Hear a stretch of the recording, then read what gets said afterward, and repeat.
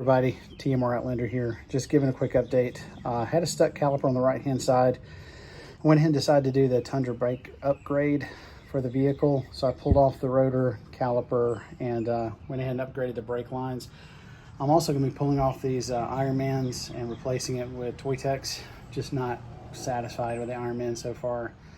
I've already went ahead and did the right side, which I'll show you when completed. This side, what this looks like. I think I can get over there real quick and show you. Hold on 1 second.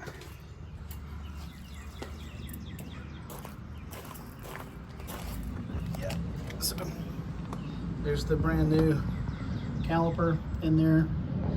And you can see I've already loaded the not the Ironman, the Toytec spring.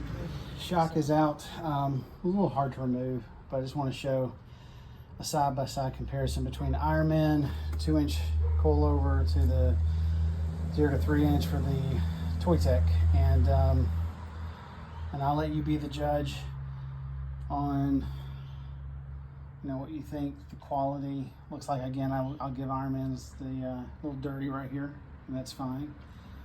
But yeah, I'm gonna let these settle, and then I'll probably actually compress them a bit because I've got a lot of weight on the front with the 4X Innovation bumper and skid plates, but I need to let them settle first. Just an update, I went in and cut the dust plate. One thing I noticed on both sides is that it feels like you're bottoming out the bolt here when you're mounting the new caliper. I think it's because the width is just a bit smaller than on the 4Runner caliper right there. So I just ran the bolt through a couple times with a little bit of a PB blaster and just kind of saw it come out of, a bit more. This is supposed to be all the way through. So that's what I did. Again, I'm not an expert. This is just me. New brake lines are in, and I've got the new shock mounted.